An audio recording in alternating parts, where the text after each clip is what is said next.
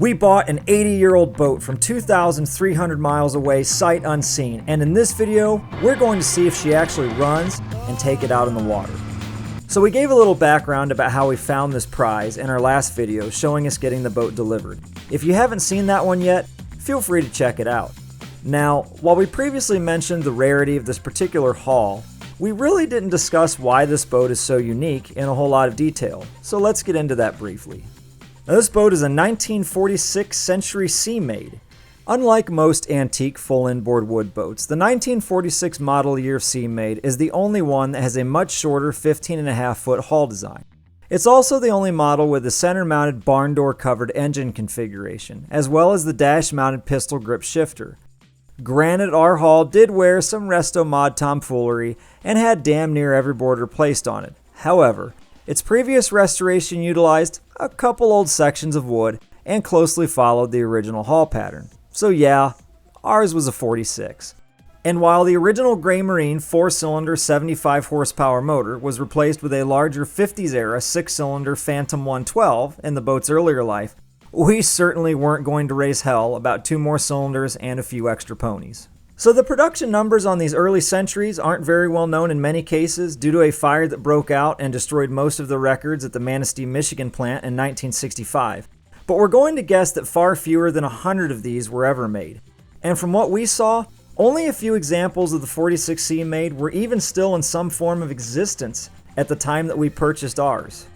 Now, after our unloading disaster, and stupidity if we're being honest here, that occurred the previous day, we were hoping that we'd be able to fire this peach up without any major setbacks or surprises. So let's see how that plays out.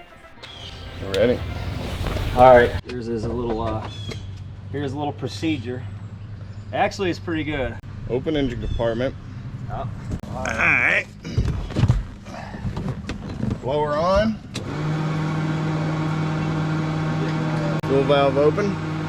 Yep. Prime fuel pump. Port side engine. I mean, because it's got an electric fuel pump. I mean, how do you prime it? Should I call him and ask him? Maybe. Hey Ed, Ross. Hey, got a quick question for you. On your instruction card, it says to prime the fuel pump. What do you do to do that, or do you have to? Oh, okay, yep.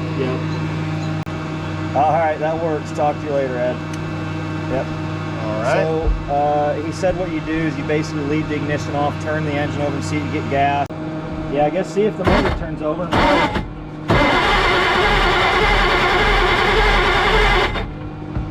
It looks like it's getting gas through the filter there. Alright, well, Pull ignition switch to on position. Pump throttle lever a couple of times. Alright. 1, 2. Choke knob pulled out.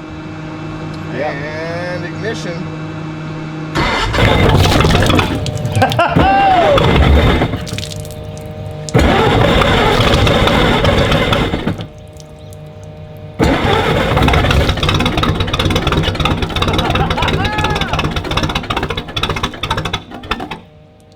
We've got something.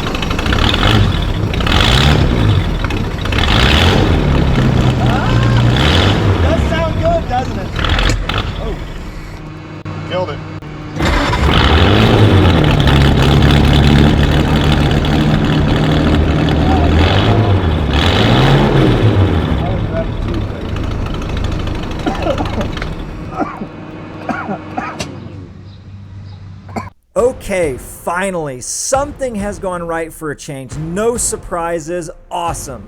So time for a lake test. Now, did we mention that the previous owner who restored this thing was more of a car guy and that this was actually the first wooden boat that he'd ever worked on? Minor detail, but nevertheless, just a little something that was on our minds during our trip to the water. And trailer starts versus lake runs under power are two very different things. Would our Seamade sink? Would she move? Would she catch fire?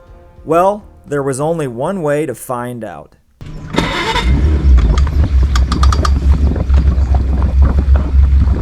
A few moments later.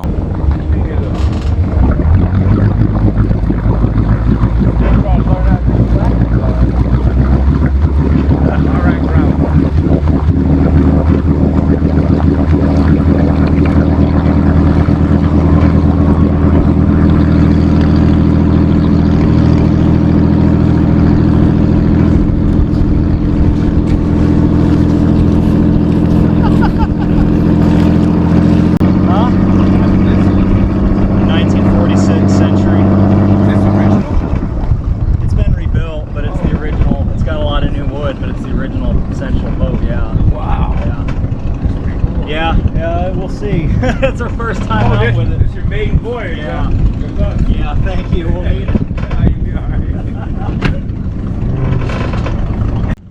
What's the plan? Just try not to crash it. That's the plan. Yeah, there's hardly any directional turning in reverse. That's what I heard with rudder boats.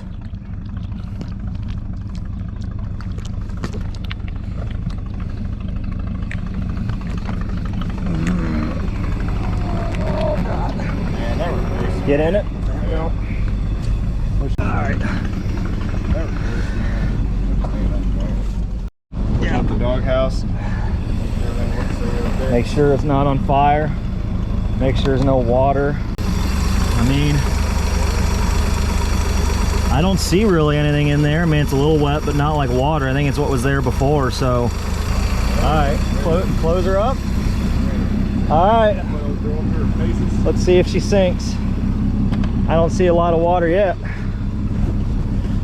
Go easy on it. First time, I guess. Go, up in the low. Woo! Low impact. Feels a little smaller than I thought it would feel. Oh yeah, it does. It's like smaller than the Vagabond, man. This is great. She ain't a speed demon, I don't think. I think she's a cruise a day. Well, I don't know. She really ain't opened up, is she?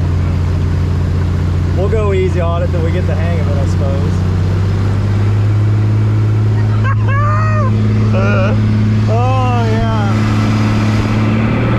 This is cool.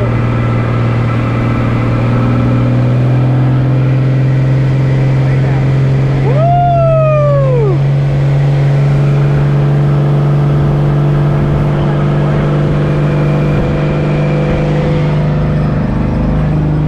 She don't have any tilt trim. Alright, we're wide open. I think it's just how they ride.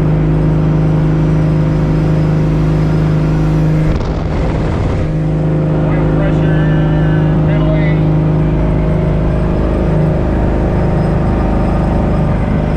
Pull it back a little bit. That temp gauge is going way up. You see that? What's the deal with that? I don't know. Should I open the hood?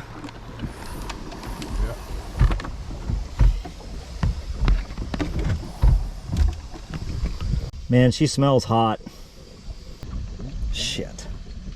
Well, what the hell? Why? Unless there's something up in the intake, huh? Yeah. I mean, she was pumping water at the hose, I think. I mean, that temp gauge is up there, isn't it? Mm-hmm. We got an oddball issue where it's, yeah, we start to open it up and it, let's see if the temperature drops down. Those hoses.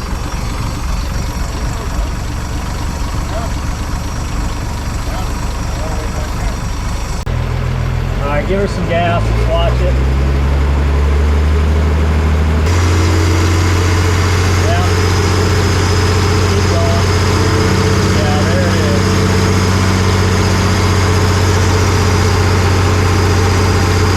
That's good. really start pouring it to it, it starts coming out more.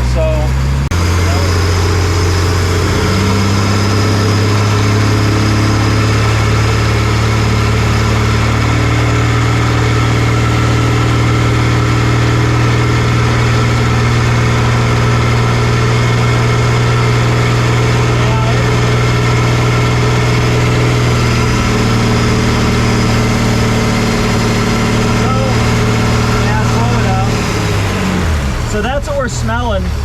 We're smelling the steam. So I don't think it's over.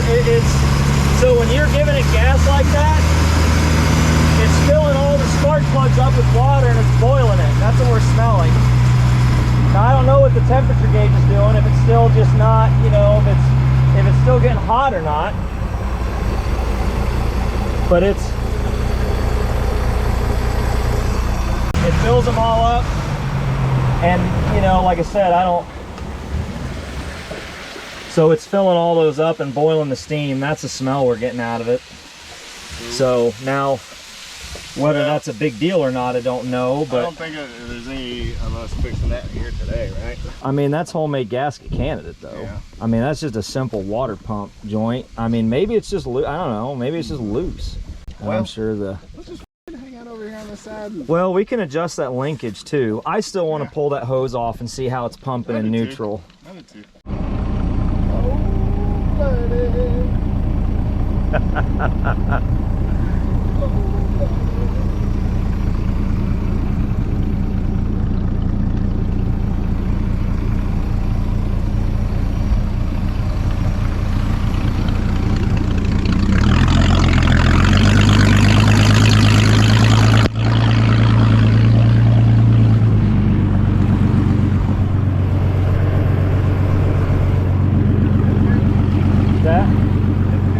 Yep, I guess.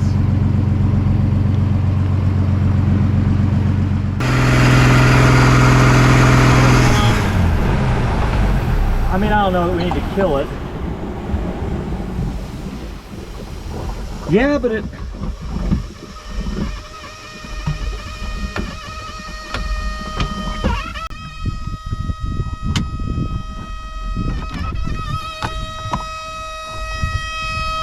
What's that sound? I don't know. Is the starter stuck on? Turn the ignition off.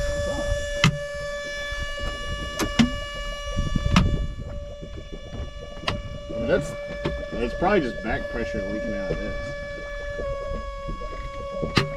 What is that clicking noise? Yeah, it is. Maybe it is still getting hot, you think? Let's just let it cool down a while. Let's just let it cool down a bit. We were pushing it there a minute, weren't we? Yeah, it is. All right.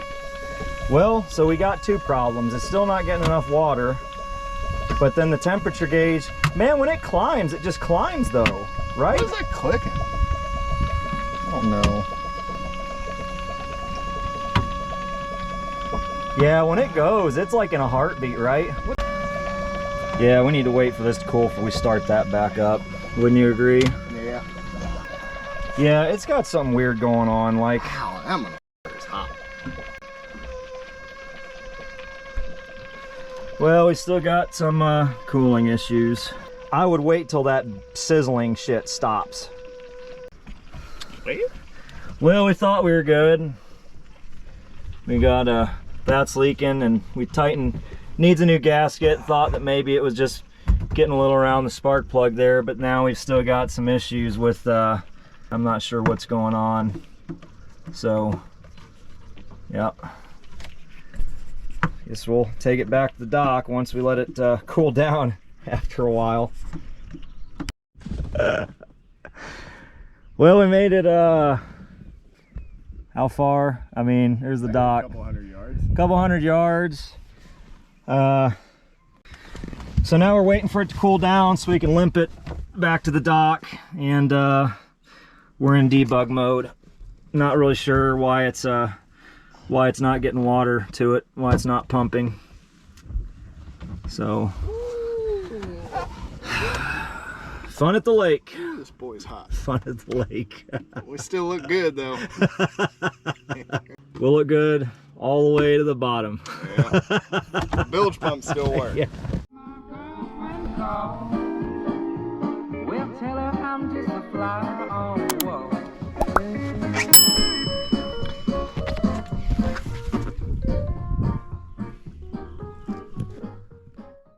So, we didn't do a spectacular job of documenting our first trip out. No, scratch that. We did a horrible job of it, amongst the disappointment and attempts to figure out what was going on with our new old boat. Both of us were pretty much just dumbfounded that we even had an issue, because the motor contained such an extensive documented list of refurbishment and repairs performed on it. And no, we didn't just continually run this thing with the temperature gauge spiked. We'd let the boat cool off, then run it again. At idle it seemed to be fine, then it'd work for a bit underway, and then out of nowhere the temperature gauge would shoot up. Part of this was actually trying to figure out if our temp gauge was reading correctly or not. On the last run, however, there was zero question about that gauge's operation. Cooling flow out of the exhaust exit was there, but seemed sporadic, and we did make sure that our seacock valve was all the way open. Other than identifying that we had major problems, we had zero clue at this point as to what their root causes were. So, back on the trailer the Seamade went, and we moved into discovery mode shortly after. And yep, you guessed it, we're at the end of this video, and that's for next time.